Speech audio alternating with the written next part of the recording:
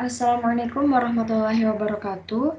Perkenalkan, kami dari kelompok 7 Kimia Komputasi B yang beranggotakan Chandra Beksen, Diah Pramesti Sri Marianto, Catherine Regina Hermawan, Purwantio, dan Rifki Ihsan Baihaqi.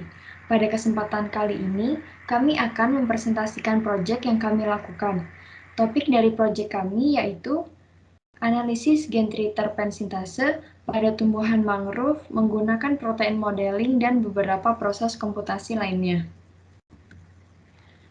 Adapun acuan jurnal yang kami gunakan pada proyek yang kami lakukan. Berikut adalah jurnal yang kami gunakan. Mangrove merupakan tanaman yang biasa kita temukan di daerah pantai, yaitu daerah dengan konsentrasi garam yang cukup tinggi, memiliki ombak yang besar, berangin, dan juga memiliki suhu yang tinggi, memiliki tanah yang berlumpur, dan juga bisa ditemukan dalam tanah anaerob. Nah, mangrove ini dapat hidup dalam konsentrasi garam yang beragam, mulai dari garam yang kecil, konsentrasi garam yang rendah, dan juga dalam konsentrasi garam yang tinggi. Nah, alasannya adalah karena mangrove memiliki sifat salt tolerance yang dihasilkan dari mekanisme berikut. Pertama, mangrove ini bisa mengatur tekanan osmosis oleh akumulasi molekul osmolit kecil. Mangrove juga bisa memindahkan garam melewati membran plasma dengan ion transporter, bisa juga dengan memilih garam di vakuolanya, dan juga dengan memanfaatkan gen fungsional tertentu untuk menetralkan toksisitas dari garam di lingkungannya. Nah, selain dari keempat mekanisme di atas, ditemukan juga hubungan antara konsentrasi triterpen sintase dengan salinitas atau konsentrasi garamnya. Nah, triterpen sintase ini merupakan suatu enzim yang dapat memproduksi triterpen. Karena dilihat dari namanya, triterpen merupakan produknya, sementara sintase diambil dari sintesis. Belakangnya ase, jadi suatu agen yang memproduksi triterpen. Nah, dilansir dari penelitian Masashi Inafuku, Muhammad Basyuni, dan Hirosuke Oku, ini dalam satu artikel pada Saudi Journal of Biological Science, ini didapatkan bahwa hubungan antara konsentrasi garam terhadap konsentrasi dari triterpenoid ini adalah berbanding lurus, di mana semakin besar konsentrasi garamnya, maka konsentrasi dari triterpenoidnya akan semakin besar.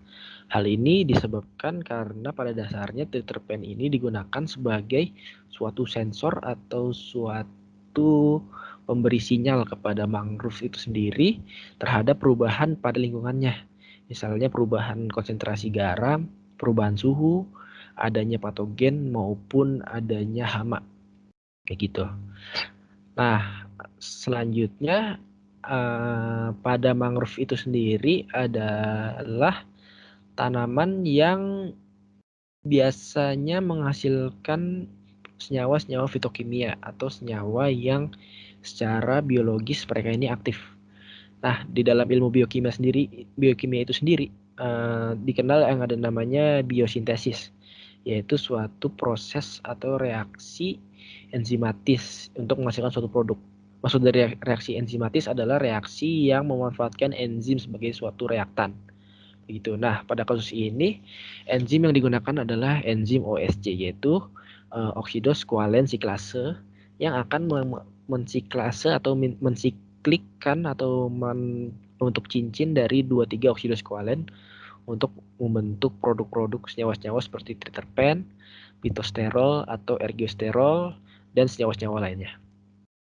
Nah, 2-3 oksidose koalen ini dihasilkan dari suatu mevalonat yang direaksikan dengan mevalonat kinase dan fosfomevalonat kinase untuk menghasilkan 5-pyrofosfomevalonat yang kemudian bereaksi dengan pyrofosfomevalonat dikarboksilase untuk mengalami reaksi dekarboksilasi sehingga menghasilkan suatu isopentenyl pyrofosfat yang kemudian akan mengalami isomerisasi membentuk isomernya dimetil silil pyrofosfat dengan isopentenyl pyrofosfat isomerase. Nah, kemudian dari sini mereka akan bereaksi lagi dengan isopentenyl pyrofosfat untuk membentuk suatu rantai yang lebih panjang lagi sehingga membentuk farnesil pyrofosfat. yang ketika direaksikan dengan NADPH dan asam akan menghasilkan suatu skualen.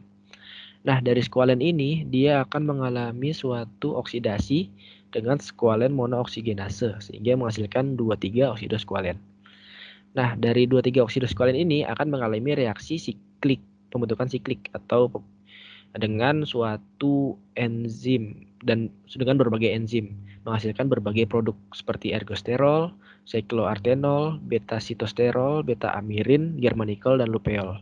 Enzim-enzim yang dipakai ini merupakan enzim dari keluarga OSC yaitu oksidoskualen siklase seperti LS, CAS, BGBAS, RSM1, RSM2, BGLUS, dan KCMS, dan berbagai enzim lainnya.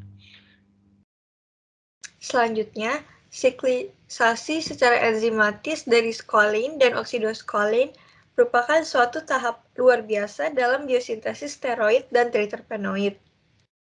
Hipotesis jalan dari siklisasi skolin pertama kali diajukan oleh Woodward dan Bloch. Kemudian, implikasi dari sterol kimianya dilakukan oleh Stork dan Burgstaller bersama dengan tim ETH. Dan bukti langsung dari 1,2 metil dan hydrida Schiff selama pembentukan lenosterol diperoleh dari eksperimen yang dilakukan oleh Bloch dan Comfort.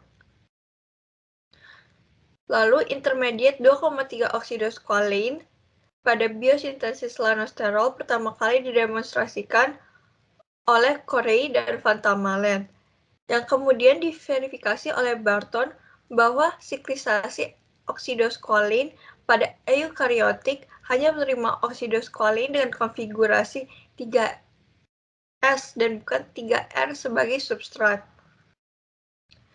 Dari prekursor yang sama, 2,3 oksidoskualin akan disintesis menjadi produk yang berbeda dengan berbagai jenis OSC.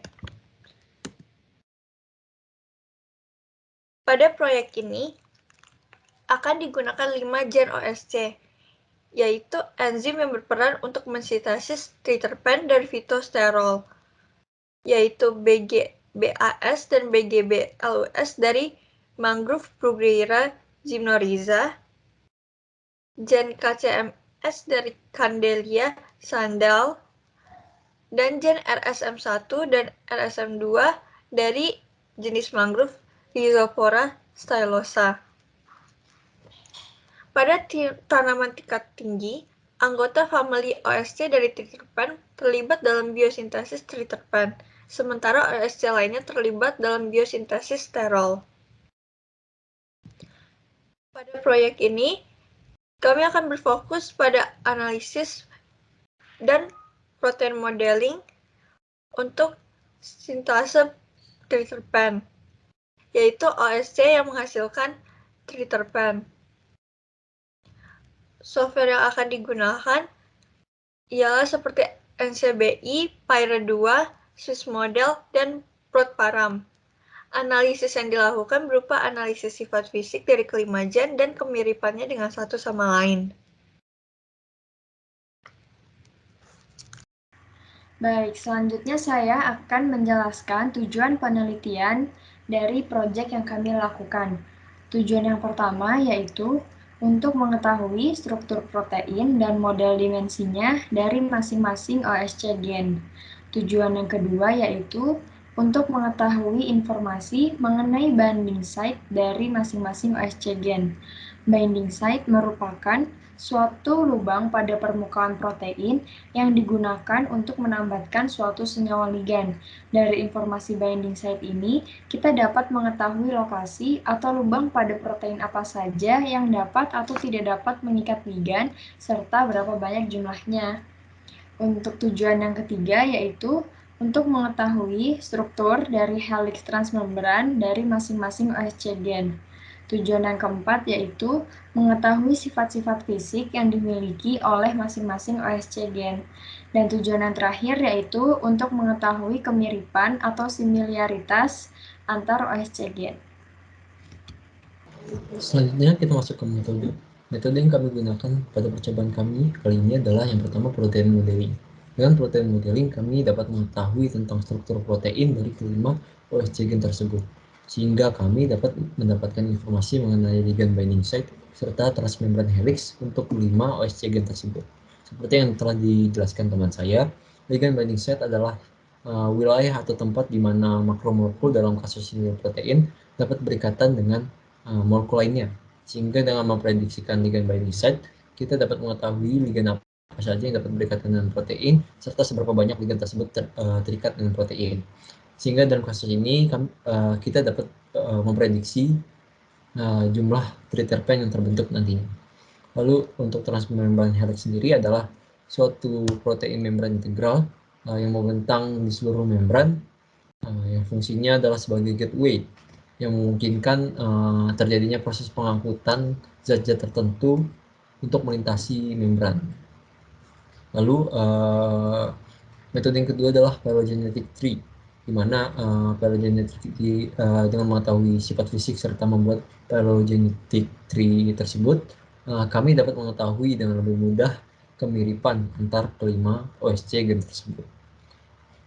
Berikut adalah gambar dari ligand binding site yang di sebelah kiri, dan yang di sebelah kanan adalah contoh dari transmembran. Baik, selanjutnya skenario. Pertama, kita bisa mencari sekuens DNA dan sekuens asam amino dari kelima gen mangrove oxidosqualene siklase atau OSC di website ncbi.nlm.nih.gov/genbank. Nah, dari website tersebut nanti akan didapatkan data dari sekuens DNA dan sekuens asam amino. Nah, sekuens asam amino ini nantinya yang akan kita lakukan proses dengan 3 metode. Metode pertama yaitu melakukan modeling. Di sini kita melakukannya dengan 2 online software yang berbeda, dengan tujuan untuk mendapatkan model dengan tingkat keakuratan yang lebih tinggi. Nah, yang pertama itu kita bisa melakukan copy sekuens asam amino di website swissmodel.expasi.org. Dan yang kedua, kita bisa melakukan copy sekuens asam amino di website PIRE2. Untuk metode yang kedua, yaitu protein clustering dan phylogenetic tree view. Untuk prosesnya, kita bisa mengcopy sekuens asam amino di website ncbi.nlm.nih.gov/blast/treeview. Metode protein clustering dan phylogenetic tree view ini bertujuan untuk mencari kesamaan dari kelima gen OSC tersebut. Nah, untuk metode yang ketiga adalah physical properties. Kita untuk prosesnya dapat melakukan copy sequence asam amino di website web.expasi.org/proparam. Physical properties ini bertujuan untuk mengetahui sifat fisik dari tiap gen OSC. Nah, dari hasil yang didapat nanti akan didapatkan kesimpulannya.